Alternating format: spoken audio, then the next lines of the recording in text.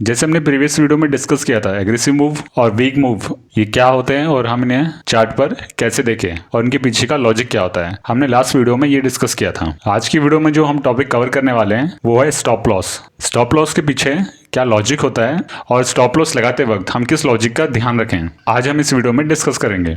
देखिए, इस वीडियो को शुरू करने से पहले आप technical analysis basic for beginners level 1 और technical analysis basic for beginners level 2 ये जरूर कंप्लीट कर लीजिए। इस वीडियो के लिए और फ्यूचर में आने वाली सारी वीडियोस के लिए आपको इन दोनों पार्ट्स की नॉलेज और क्लैरिटी होनी चाहिए, तभी आपको फ्यूचर की आने वाली वीडियोस और अच्छे तरीके से समझ में आएंगी। इस तरह से मुझे भी मदद मिलेगी आपके सारे डाउट्स क्लियर करने में। देखिए, जैसे इनका क्वेश्चन था कि इनका स्टॉप लॉस बार बार हिट हो जाता है, तो अभी हम इन स्टॉप लॉस बार बार हिट क्यों होता है इसके पीछे का हम लॉजिक देखेंगे और हम अपने स्टॉप लॉस की परफॉर्मेंस को कैसे चेक करें हम उसको भी देखेंगे। तो चलिए पहले शुरू करते हैं कि स्टॉप लॉस की परफॉर्मेंस क्या होती है या फिर हम स्टॉप लॉस की परफॉर्मेंस को कैसे मेजर करें।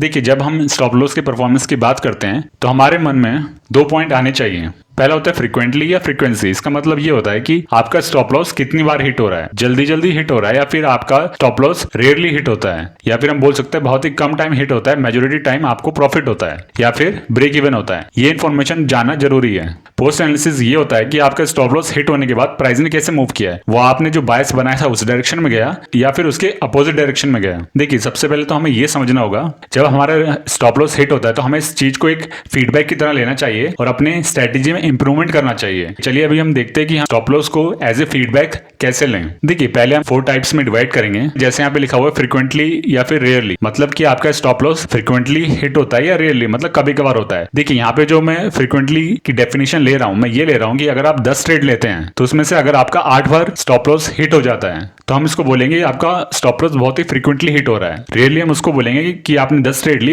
उसमें से आपका स्टॉप लॉस से 2 ही बार हिट हुआ, तो हम इसको बोलेंगे कि उतना फ्रीक्वेंटली हिट नहीं हो रहा है। और पोस्ट एनालिसिस में हम देखेंगे करेक्ट बायस या रॉन्ग बायस। इसका मतलब ये हुआ कि मान लीजिए आपने अगर बायस अप डायरेक्शन का लिया है, स्टॉप लॉस हिट होने के बाद अगर प्राइस आपकी डायरेक्शन में ही गया तो इसका मतलब आपका बायस सही था, बस आपका स्टॉप लॉस हिट हुआ है। अगर हम बोलेंगे रॉन्ग बायस क्या हुआ, इसका मतलब ये हो कि आपने बायस तो अप डायरेक्शन का लिया था, आपका स्टॉप लॉस तो हिट हुआ ही, साथ में प्राइस और आपके रिवर्स चला गया। तो चलिए इसको एनालाइज करते हैं कि हम स्टॉप लॉस को एज ए फीडबैक कैसे देखें।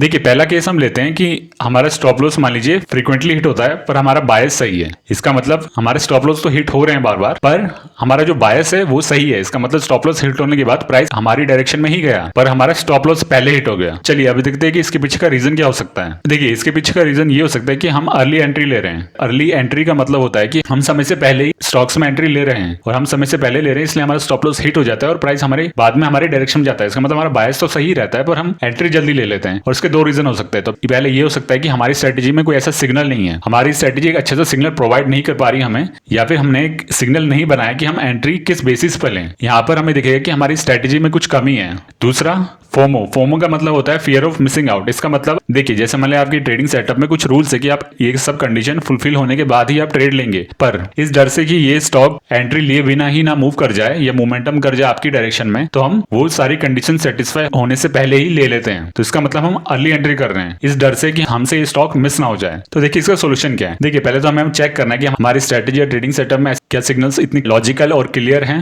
अगर हम खुद कंफ्यूज है सिग्नल लेने में तो हमारे स्टॉप लॉस हिट होंगे ही बार बार। तो हमें पहले क्लैरिटी रखनी है हम जिस बेसिस पे एंट्री ले रहे हैं या हमारे जो सिग्नल्स हैं वो लॉजिकल हो, जो हम एनालाइज कर पाए बाद में। दूसरा है फोमो। देखिए, ये फियर इसलिए भी आ सकता है कि हमें अपनी ट्रेडिंग सेटअप पे इतना भरोसा ही नहीं है, इसलिए हम उसके सिग्नल आने से पहले ही हम खुद एंट्री ले रहे हैं बिना किसी लॉजिकल रीजन के। तो हमें उस पर भी ध्यान देना चाहिए। देखिए, दूसरा टाइप होता है स्टॉप लॉस फ्रीक्वेंटली हिट हो रहे हैं और हमारा बायस भी रॉन्ग है। देखिए, हमने बायस बनाया था कि प्राइस हमारे लेने के बाद ऊपर जाएगा या फिर अप डायरेक्शन में जाएगा, पर हुआ क्या कि उसने स्टॉप लॉस हिट किया और उसके बाद प्राइस और रिवर्स करके नीचे चला गया। इसका मतलब हमारा पूरा बायस ही गलत हो गया। देखिए, ये इशू ट्रेडिंग सेटअप से रिलेटेड होता है और उसमें भी स्पेसिफिक बायस के ऊपर होता है कि हमारा ट्रेडिंग सेटअप इतना क्लियर नहीं है या फिर हम इतनी क्लियरली बायस सेट नहीं कर पा रहे कि हम किस डायरेक्शन में ट्रेड लेंगे। हम अगर हम रैंडमली ट्रेड ले रहे हैं और बार बार स्टॉप लॉस हिट हो रहा है तो हम बिना बायस के ही ट्रेड कर रहे हैं कि हम इस एक एनालिसिस के साथ नहीं आ रहे हैं कि हमें मार्केट में किस डायरेक्शन में ट्रेड लेनी है, और इस कारण भी हमारे स्टॉप लॉस हिट होते हैं। इसमें इसका सोल्यूशन ये होता है कि हमें बायस पे फोकस करना चाहिए कि हम अपना बायस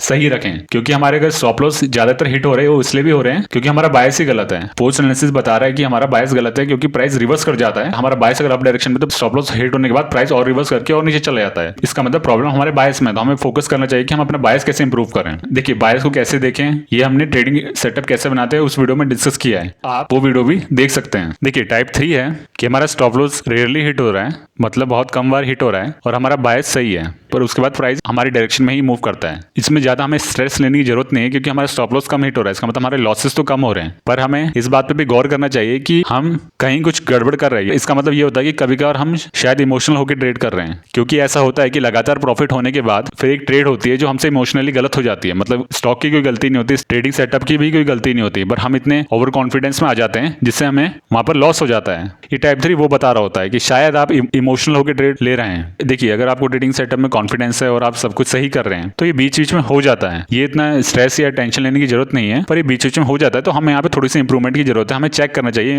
अपने साइकोलॉजी और इमोशन उस समय। तो चलिए टाइप 4 को देखते हैं। देखिए टाइप 4 होता है कि आपका स्टॉप लॉस रेयरली हिट हो रहा है और आपका बायस भी रॉन्ग है। तो देखिए आप इसको पार्ट ऑफ द गेम बोल सकते हैं। इसका मतलब होता है कि ऐसे केसेस आएंगे, कितने भी प्रॉफिटेबल हो जाए तो कभी कभार केसेस आते हैं जहां पे हमें मार्केट की डायरेक्शन का पता नहीं चलता है या कुछ न्यूज हो जाती है। देखिए मार्केट की साइड से लॉसेस हो सकते हैं, इसका मतलब सडन कोई न्यूज आ गई या मार्केट में सडनली कुछ चेंज हो गया जो हम नहीं देख पाए और जिस कारण से हमें एक लॉस हो गया। देखिए अभी इस चारों टाइप में हमने ये एज्यूम करके चला है कि आप अगर आज 100 रुपए का रिस्क करते हैं तो नेक्स्ट डे भी आप 100 ही रुपए का रिस्क कर रहे हैं। अब ये नहीं कर रहे हैं कि नेक्स्ट डे आप बड़ा रिस्क कर रहे हैं और उस समय आपको लॉस हो जाए। हमें अपना रिस्क रिवॉर्ड मेंटेन ही करके रखना है। अगर आपका डेली का रिस्क 100 रुपीज है या फिर 5000 रुपीज है, जैसा भी आपने सेट कर रखा है, अगर आप बिगिनर स्टेज में तो हमें इस तरह रिस्क अपना सेट करना होगा। इस केस में हुआ कि हमारा स्टॉप लॉस रियरली हिट हो रहा है, पर हम जब हिट हो रहा है हमारा बायस रॉन्ग है, तो हमें इस बात की टेंशन लेने की जरूरत नहीं है क्योंकि हमें लॉसेस तो कम ही है। ये आप बोल सकते हैं कि थोड़ी बहुत किसी न्यूज के कारण हो गया या फिर कोई न्यूज आ गई जो हमें नहीं पता चली कुछ टाइम पर और इस कारण से हमें लॉस होता है। ये उतने बड़े लॉसेस नहीं होते हैं।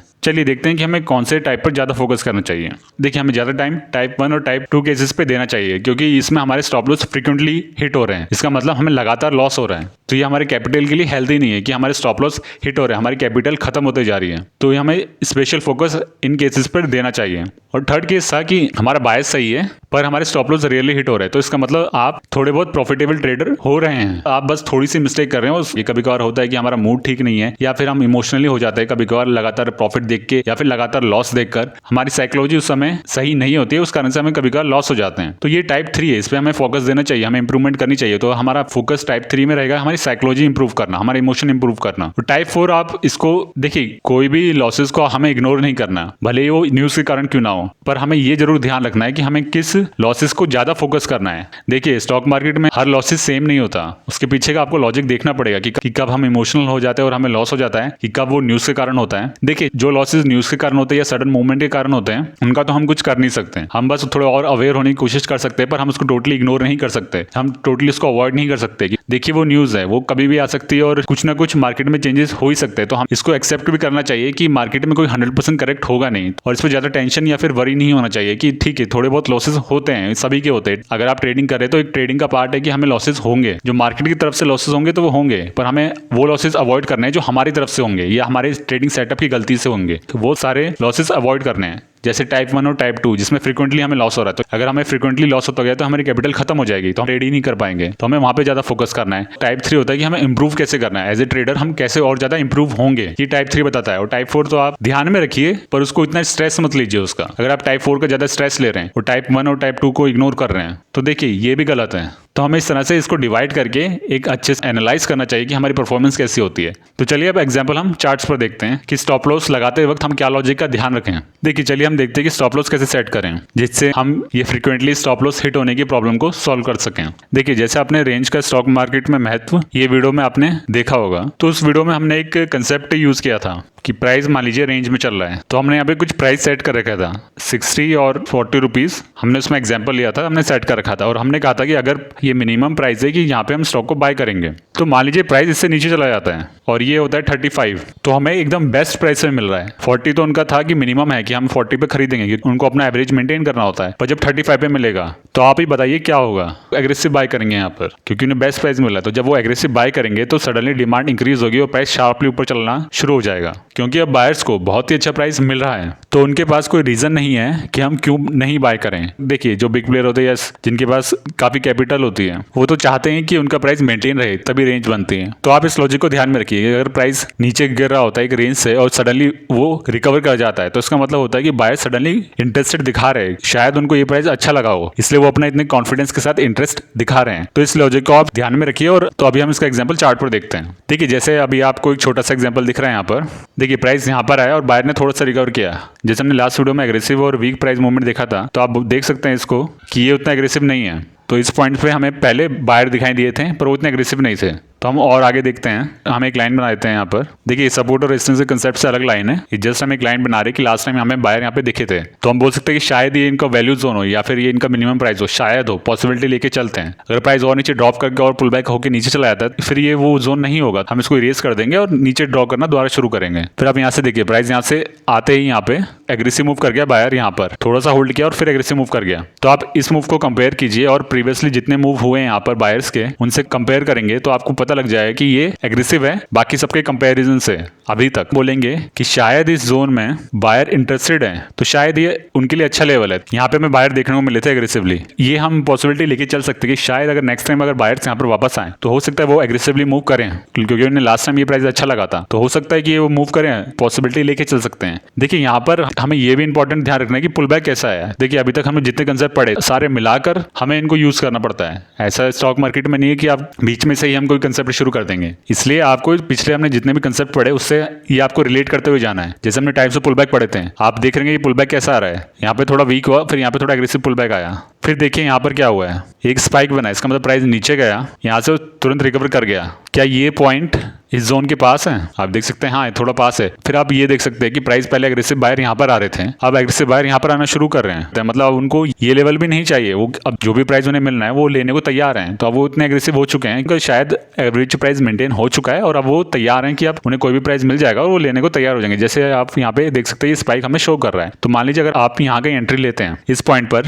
तो देखिए आपके पास दो लेवल मिल जाएंगे स्टॉप लॉस सेट करने के लिए। देखिए पहला तो यहाँ पर ये जो आपने स्पाइक देखा था इसके नीचे, दूसरा ये वाला जहाँ पे प्राइस ने एग्रेसिव मूव किया था, ये लेवल। अब आप देख सकते हैं कि पीछे हमारे पास एक लॉजिक है कि लास्ट टाइम प्राइस यहाँ पे एग्रेसिव मूव करा था, तो जब ये प्राइस नीचे आएगा तो चांसेस है ये बायर हमें सपोर्ट करेंगे। इसमें सपोर्ट करने का मतलब होता है कि हमारे पास एक लॉजिकल रीजन है कि बायर यहाँ पे आ सकते हैं, तो हम ये दो लेवल सेफ फील करेंगे। देखिए ये वाला लेवल थोड़ा एग्रेसिव है, तो आप इसको इग्नोर कर सकते हैं अगर आपको नहीं यूज करना, पर ये लेवल हमारे लिए थोड़ा सेफ रहेगा क्योंकि हमारे पास ये एक बायर है। अगर प्राइस नीचे आएगा तो इस बायर का सपोर्ट मिलेगा और ये प्राइस ऊपर जाएगा। ये बायर अगर एग्रेसिव इस तरह से मूव किया था लास्ट टाइम, तो अगर यहाँ पर इस जोन में आएगा तो शायद यहाँ पर ये हमारा स्टॉप लॉस नहीं हिट हो और प्राइस यहाँ से ऊपर डायरेक्शन में चला जाएगा रिवर्स करके। तो हमारे पास ये लॉजिक होता है। इसलिए आपने देखा होगा ट्रेडिंग सेटअप कैसे बनाया उस वीडियो में। हम एक एग्रेसिव मूव का वेट करते हैं क्योंकि वो एग्रेसिव मूव एक अच्छा जोन भी बना के देता है हमें कि जहाँ पे हम सेफली अपने स्टॉप लॉस लगा सकें। देखिए अगर आप फर्स्ट टाइम देख रहे हो तो आपको थोड़ा कंफ्यूजिंग लग सकता है, तो इसलिए मैं आपको रिकमेंड करूंगा आप पिछले की सारी वीडियोस देखें। तब आपके पास कुछ डाउट हो तो कमेंट सेक्शन में जरूर बताएं। तो चलिए अभी हम इसके एग्जाम्पल हम चार्ट्स पर देखते हैं। इस लॉजिक को आप जनरलाइज नहीं कर सकते। क्यों नहीं कर सकते? देखिए मेरे ट्रेड करने का तरीका अलग है, आपके ट्रेड करने का तरीका अलग है। शायद आप इंडिकेटर यूज करते हो और आप हो सकता है कि कैंडलस्टिक भी ना यूज करते हो, आप रैंक को यूज करते हो या फिर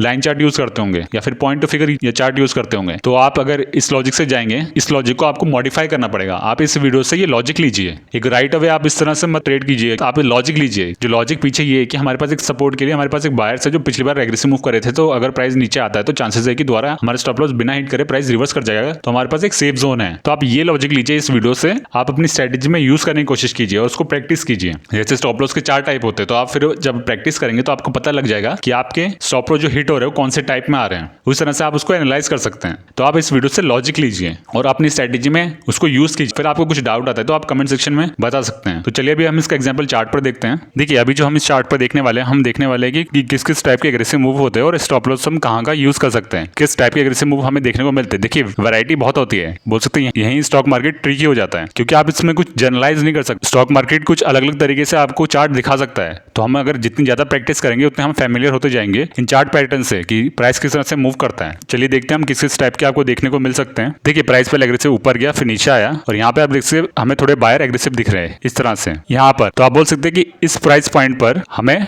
बायर एग्रेसिव मिल रहे हैं, तो अगर हमें अपना स्टॉप लॉस सेट करना होगा तो हम इस पॉइंट के नीचे सेट करेंगे कि हम सेफ फील करेंगे यहाँ पर, कि हमारे लिए सेफ जोन हो जाएगा कि अगर सेलर इसको ब्रेक करने की कोशिश करेंगे तो एक बार बायर आके और ऊपर ले जा सकते हैं। देखिए जैसे सेलर आए यहाँ पर उस लेवल से नीचे नहीं गए और पहले रिवर्स कर गए, तो ये अब दिखा रहे कि जो बायर यहाँ पर थे अब वो एग्रेसिवली यहाँ पर आना शुरू हो रहे हैं, फिर दोबारा स्पाइक अटेम्प्ट करे और ऊपर ही रह गए, फिर यहाँ पे प्राइस ऊपर चला गया। देखिए अगर आपने एंट्री ले ली यहाँ कहीं, आप ट्रेड में बने रहे और प्राइस यहाँ पर पहुंच गया, तो आप अपना स्टॉप लॉस ट्रेल करके इस पॉइंट से यहाँ ला सकते हैं। और हम इसके पीछे का लॉजिक क्यों होगा कि हम यहाँ पे क्यों लाएं? देखिए पहले बायर्स यहाँ पर थे, पर अब बायर्स यहाँ पर आना शुरू हो गए और यहाँ से एग्रेसिव मूव कर रहे हैं, तो अब ये लेवल इंपॉर्टेंट हो जाएगा। तो नेक्स्ट टाइम हम ये देखेंगे बायर यहाँ पर कैसे परफॉर्म करते हैं, उस हिसाब से हम ट्रेड आगे कंटिन्यू कर सकते हैं। ये ट्रेड मैनेजमेंट का पार्ट है, वो एडवांस पार्ट है, वो हम आगे डिस्कस करेंगे। तो चलिए अभी हम एक और एग्जांपल लेते हैं। देखिए प्राइस यहाँ पर एग्रेसिव मूव किया यहाँ पर, तो आप देख सकते हैं कि पहले बायर यहाँ पर आए पर वो एग्रेसिव है नहीं, यहाँ पे थोड़ा एग्रेसिव बायर हमें देखने को मिले हैं। अगर हम ये जोन मार्क कर लेते हैं यहाँ पर, तो वो प्राइस ब्रेक करके नीचे आ गया, तो हम फिर यहाँ पर इसको इरेज कर देते हैं कि ये वो जोन नहीं है। पर आप फिर देखेंगे कि एग्रेसिव बायर वापस यहाँ पर आए और एग्रेसिवली ऊपर चले गए बायर्स यहाँ पर, तो यहाँ पर इसको मार्क कर सकते हैं कि ये एक जोन हो सकता है हमारे स्टॉप लॉस के लिए। हमने अभी ट्रेड में एंट्री नहीं ली है, वैसे भी वेट कर ही रहे होते हैं कि एग्रेसिव बायर का, तो हमें यहाँ पर मिले एग्रेसिव बायर, तो अभी हमारे लिए जोन हो सकता है ये नीचे वाला जो जोन हम यहाँ पे स्टॉप लॉस सेट करने के लिए। फिर आपने देखा कि प्राइस यहाँ पे आया, फिर आप देखेंगे यहाँ पे स्पाइक आ रहे हैं, स्पाइक हुआ प्राइस और ऊपर चला गया। अगर हम यहाँ का एंट्री लेते हैं तो हमारे लिए सबसे पहले एक जोन ये हो सकता है स्टॉप लॉस सेट करने का। फिर अगर हम इसमें ट्रेड में बने रहे, आगे गया प्राइस, तो हम इसको ट्रेल करके वापस यहाँ ले आएंगे। जो भी हम करेंगे इसके पीछे एक लॉजिक होगा। पहले बायर यहाँ पे एग्रेसिव दिखा रहे थे और उनकी एग्रेसिवनेस हमें यहाँ पर देखने को मिल रही है, जैसे इन स्पाइक्स के कारण। तो हम बोल सकते हैं बायर अब यहाँ पे इंटरेस्टेड है, पहले यहाँ पर थे इस जोन में, अब वो यहाँ पर हो गए, वो शिफ्ट होकर यहाँ पर आ गए, तो हम भी अपना स्टॉप लॉस यहाँ पे शिफ्ट कर देंगे। इसी तरह से हम आगे कंटिन्यू करते रहेंगे। चलिए एक और एग्जांपल लेते हैं। ये वाला एग्जांपल देखिए आप, यहाँ पे प्राइस एग्रेसिव मूव किया, ये जोन हमने यहाँ पे लाइन ड्रॉ कर दी, हमने ये बोला कि हमारे लिए ये जोन है, यहाँ पे हम अपना स्टॉप लॉस सेट करेंगे। प्राइस आया, मूव किया एग्रेसिव, जैसे यहाँ पे एग्रेसिव मूव किया तो हमने यहाँ कहीं ट्रेड इनिशिएट करी, प्राइस ऊपर गया, पर देखिए अभी इस पॉइंट पर एक बहुत ही ज्यादा स्पाइक बनाया प्राइस ने इस तरह से और ऊपर चला गया। अगर हम यहाँ पे स्टॉप लॉस लगाते तो हमारा हिट हो जाता। अब आप देखिए इसको और बताइए क्या हमें ये पता था कि ये स्पाइक हो सकता है, इतना बड़ा स्पाइक क्या हो सकता है, ऐसा हमें दिख रहा था कहीं? देखिए मेरे एक्सपीरियंस के हिसाब से तो हम इसको नहीं पता लगा सकते ये किस कारण से हुआ। हो सकता है कि उस टाइम पे कोई न्यूज आ रही हो, या कुछ मूवमेंट हुआ, या फिर उस समय रिजल्ट आ रहा हो, या कुछ भी हो सकता है वो न्यूज। हमें उस चीज की भी अवेयरनेस होनी चाहिए। अगर हमें पता है उस दिन न्यूज आ रही है तो हम छोटे रिस्क के साथ ट्रेड कर सकते हैं, पर इस तरह का मूव इतनी आसानी से पता लगाना बहुत ही मुश्किल होता है। अगर हमारा उस समय लॉस हो जाता इस मूव के कारण, तो क्या हमें स्ट्रेस होना चाहिए? क्या हमें ये सोचना चाहिए कि हमारी स्ट्रेटेजी काम नहीं कर रही, या हमारा स्टॉप लॉस हिट हो गया? या स्ट्रेस या टेंशन लेनी चाहिए कि हमारा स्टॉप लॉस इस बारे में हिट हो गया? देखिए मेरे एक्सपीरियंस या मेरे ऑब्जर्वेशन के हिसाब से, देखिए तो स्टॉक मार्केट का रूल है, ऐसे सडन मूव आ सकते हैं। हमारा बायस सही था, सब कुछ सही था, और यहाँ पे स्पाइक आ गया और हमें आउट करके चला गया। हम वापस री एंट्री कर सकते हैं, वो बात अलग है, पर हमें इस बात पर इतना ज्यादा स्ट्रेस या इमोशनल नहीं होना चाहिए कि हमारा इस कारण से स्टॉप लॉस हिट हो गया, अब हमें अपनी स्ट्रेटेजी में चेंज करना चाहिए। अगर हमारा स्टॉप लॉस हिट हुआ तो हमें ये सोचना चाहिए कि कौन से टाइप का स्टॉप लॉस हिट हुआ है। क्या हमारी साइड से कोई गलती हुई है कि हम इमोशनल हो गए थे, कि फोमो था, या फिर हमने अर्ली एंट्री ली, या हमने जो सिग्नल थे हमने वो रीड नहीं करे? पर अगर हमने सब कुछ सही किया और फिर हमारा स्टॉप लॉस हिट हो गया, तो आप बोल सकते हैं ये टाइप 4 का केस हो गया कि हमारा बायस सही है और हमारा स्टॉप लॉस रेयरली हिट होता है, और इस मूव ने हमारा स्टॉप लॉस हिट किया है। तो मेरे एक्सपीरियंस के हिसाब से तो हम इस चीज को तो हमें एक्सेप्ट करना पड़ेगा कि ऐसा हो सकता है मार्केट। जब हम एक्सेप्ट कर लेंगे इस चीज को कि ऐसे भी मूव आ सकते हैं, तो हमें इस पे ज्यादा टेंशन लेने की जरूरत नहीं होगी। हम इसको एक स्क्रीनशॉट लेके अपनी ट्रेडिंग जर्नल में अलग से रख देंगे। जब हमें टाइम मिलेगा हम इसमें रिवाइज करेंगे कि हमारे स्टॉप लॉस यहाँ पे हिट हुआ था न्यूज के कारण, तो तब हम थोड़ी बहुत इस पर रिसर्च कर सकते हैं। हमें मेन फोकस वहां देना चाहिए जहां पे हमारा स्टॉप लॉस बहुत ही फ्रीक्वेंटली हिट हो रहा है, और ऊपर से हम वहां पे इमोशनल हो रहे हैं और हमारी ट्रेडिंग सेटअप की गलती है। हमें वहां पे ज्यादा फोकस देना चाहिए। देखिए इस चैनल पे आपको जो भी वीडियोस मिलती है आप उसको राइट अवे मत लीजिए और उसको जर्नलाइज मत कीजिए। तो आप जो भी आप वीडियो देखें उसमें से लॉजिक लेने की कोशिश कीजिए, फिर आप इसमें से लॉजिक देख सकते हैं। और अगर आपके कोई भी डाउट हो तो आप बता सकते हैं, टाइम कोड के साथ आप बता सकते हैं कि कौन से पोर्शन पे आपको कहाँ का डाउट हुआ। और आपके लिए एक सजेशन भी है कि जब आप क्वेश्चन पूछें कमेंट सेक्शन में, अगर आप 2 क्वेश्चन पूछते हैं तो आप 2 सेपरेट कमेंट में क्वेश्चन पूछिए। आप अपने फर्स्ट कमेंट के ऊपर रिप्लाई मत कीजिए सेकंड क्वेश्चन, उन्हें अलग से कमेंट में क्वेश्चन कीजिए। अगर आपके 2 क्वेश्चन है, आपने एक टाइप कर दिया है, फिर आपके बाद में सडनली आपके माइंड में आया कि आपको दूसरा क्वेश्चन ही पूछना है, तो आप उसको अलग से एक कमेंट बना के टाइप कीजिएगा। इससे मुझे रिप्लाई करने में भी आसानी होती है, और जो दूसरे व्यूअर्स आएंगे उनको भी आपका क्वेश्चन देख के और आंसर एक अच्छे फॉर्मेट में देखने को मिलेगा, उनको भी आसानी होगी पढ़ने में। देखिए अगर कमेंट सेक्शन में आपको कोई इस तरह से मैसेज मिलता है कि ये ग्रुप ज्वाइन कर लीजिए या इस नंबर पे कॉल कीजिए या ऐसा कुछ आपको, तो आप उनका रिप्लाई मत कीजिएगा, वो मेरी तरफ से नहीं होंगे। देखिए जब मैं रिप्लाई करता हूं तो आपको पता चल जाएगा कि वहां पर ट्रेडिंग प्राइस का टैग लिखा आ जाएगा। ट्रेडिंग प्राइस जिस तरह से आप अभी स्क्रीन पर देख सकते हैं इस तरह से वो लिखा आ जाएगा, तो यही एक ऑथेंटिक है। तो मैं आशा करता हूं कि आप ये सब सजेशन को